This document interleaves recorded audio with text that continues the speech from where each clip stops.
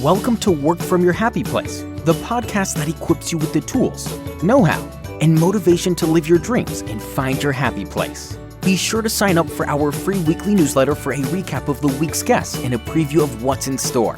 To sign up, simply text the word Happy Place with no space to 33444. Now, it's my pleasure to introduce the host of Work From Your Happy Place, Belinda Ellsworth. Hello, everyone. It's Belinda Ellsworth here with your Tuesday tip. And today I want to talk about a very interesting subject that keeps appearing in conversations over the last 6 months. And I've never really given it a tremendous amount of thought in perspective to the word itself, and that is curiosity.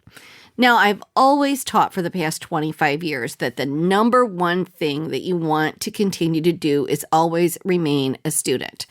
That if you're learning, you're growing. When you stop learning, then you stop growing, and you have nowhere to go but backward.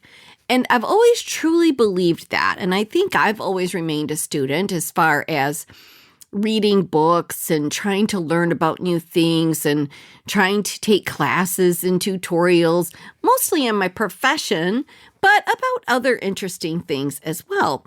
But then for the last 6 months, it's come up in conversations with different guests on my podcast about being curious. Like being curious is one of their greatest skill sets that they have. And I thought a lot about this, and I thought, well, I've always been curious, and I've always took learning and continuing to be a student and learning is the same as being curious. And they're similar, but they're not exact. And curious is where you just are interested in learning about other people, learning about other things, experiencing new things you've never tried before. And that one's been tougher for me over the years, but I've always been intrigued by other people's stories.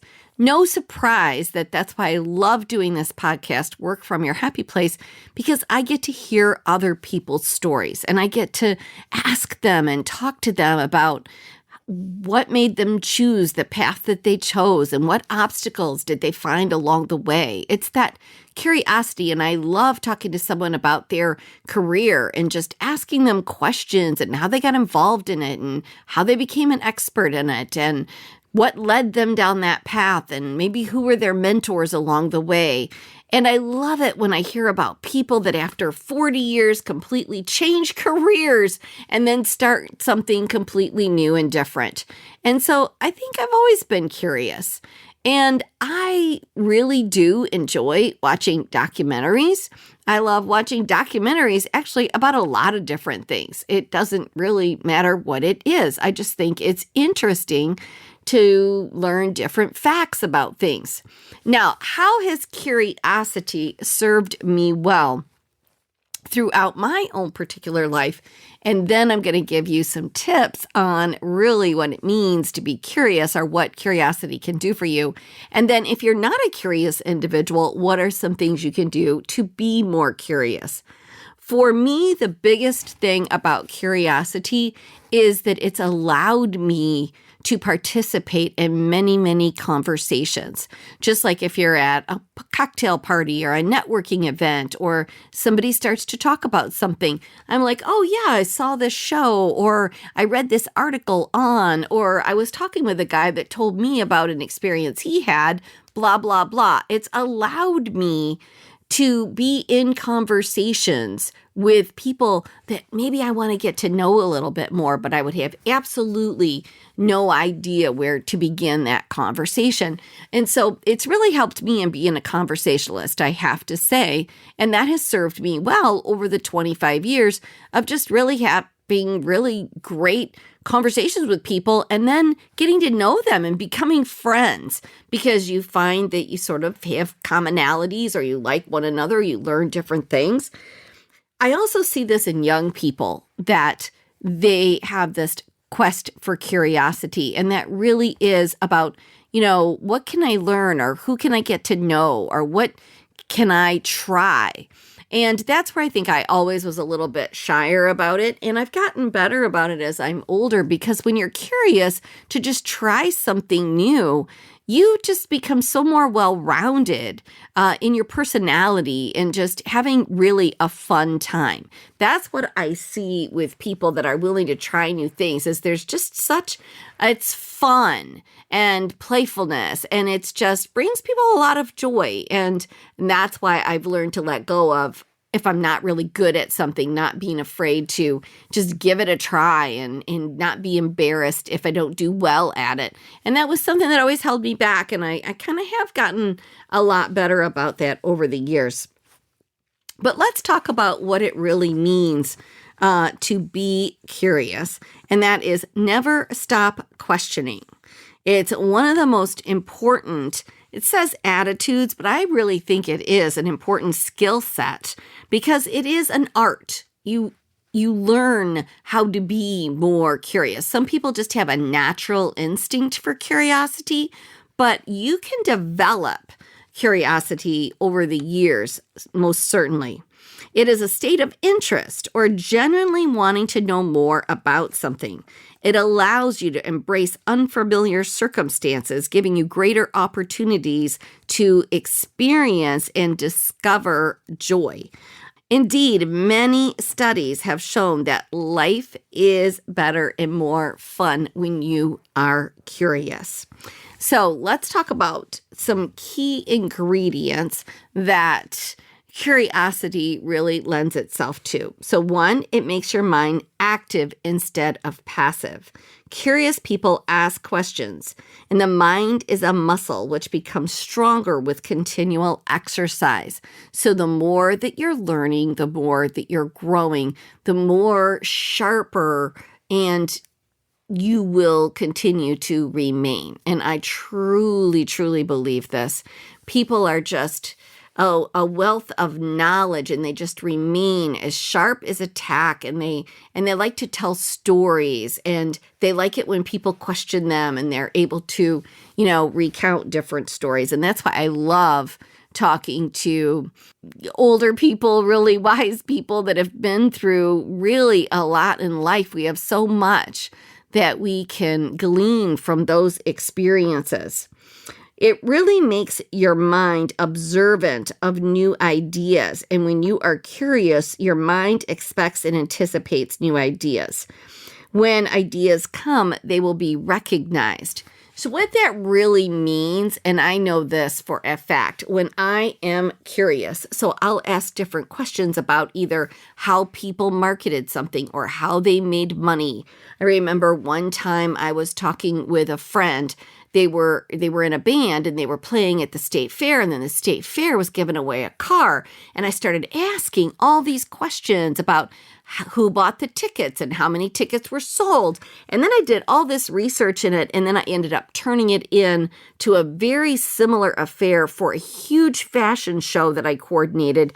And it was one of the most successful events that I did as far as giving raffle tickets away, getting a huge attendance there, and getting a lot of sales from that event.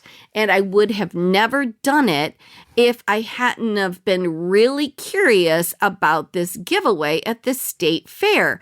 Now, you can say that one, jewelry sales versus a country western band playing at the state fair, what do they have in common? Or what could you glean from that information? Well, I gleaned a lot of information, which went on to be a huge successful event that I did based on the premises of what they were doing at the state fair. So when you're curious, it opens your mind to other possibilities and taking those ideas and putting those into a road or a path that you're on. When you aren't curious, there are many ideas that just pass you by because your mind is closed to it. You're not in a creative thinking place. And if you are really curious, you're always in a creative thinking space. And that allows you to see and bend opportunities to make them work toward your favor. 3, it opens up new worlds of possibilities. Just by being curious, you will learn new adventures, which may or may not normally be visible. They are often hidden behind the surface of normal life. And if you don't just dig into sort of what's behind the curtain, then you're never going to really figure out some really cool things in life that might either be a great benefit for you or a great relationship that you might develop and build because you just let life sort of pass you by. It also brings excitement into your life. The life of curious people is never boring. So how do we develop a mindset of curiosity? Number one, keep an open mind. You need to be open to learn, to unlearn things, and to relearn things. This is really important as well. I see too many people get stuck with, well, that's the way we've always done it. And if you always stick in the same path of not unlearning things that might not serve you well, and then relearning or finding a new way to do something that you've done in the past in a whole new way, which leads you to greater opportunities. Be willing to try new things, new experiences. Number two, don't take things for granted. Be grateful. You all know how much I've talked in this past year about gratitude. And we have an awesome gratitude journal that is coming out in just about a month, which I'm so excited about. We did our first gratitude journal last year, and it was just real simple, top 3 things every day that you're grateful for. But so many awesome things came out of that. The 90 Days of Gratitude group that I did on Facebook, I had people telling me how it healed relationships that they had with loved ones, like a spouse or their mom or a sibling that did gratitude journals together. There's just so many incredible benefits. But when you take things for granted, you don't ask questions and you don't find out new things and you don't have a mindset of gratitude. And gratitude leads to optimism. We know this. It leads to a more healthier mindset. It leads to being optimistic instead of pessimistic. It's just incredible at all the things that can come from gratitude. So learn to not take things for granted. Be grateful for things you have. Number 3, ask questions relentlessly. Like, go on a discovery. That's how I look at it. I love the interviews that I do with my guests because I really love it when we get down a rabbit hole and we really delve into a subject that maybe is a surprise thing that they've said or that they've added to the conversation. And then I get super excited. And really, it's through these conversations that more and more we keep talking about curiosity. Number 4, don't label something as boring or a waste of your time. You close the opportunity or the door of possibility and opportunity. And this is the one thing that I try to impress upon my daughter and other young people is when you're in a situation and there's somebody new that you're meeting, it's like you need to take that time. Don't sit and think, well, what am I going to get out of this? Or what am I going to, learn? Or this is just a waste of my time. But when you go to events, you don't know who you're going to meet, what you're going to learn, who you're going to get connected with. There are sometimes the best connections in life will come from the person you least expect, but it is because you took the time. It's because you didn't label something as, oh, this is going to be so boring. You went into it going, oh, I wonder who's going to be there tonight. I wonder who I'm going to meet. Every single time I go to a dinner or a show or anything else, I think, oh, I wonder who's going to be there. I wonder who I'm going to get to talk to. I think that every time going in. And I believe that's why I get to have so many really awesome conversations. And it's something that I'm really trying to impress upon my daughter and any other young people that I meet, especially when they say, oh, it's just so boring. Change your mindset. It doesn't have to be boring. So don't ever label something as boring or a waste of your time. Don't close the door to possibilities and opportunities.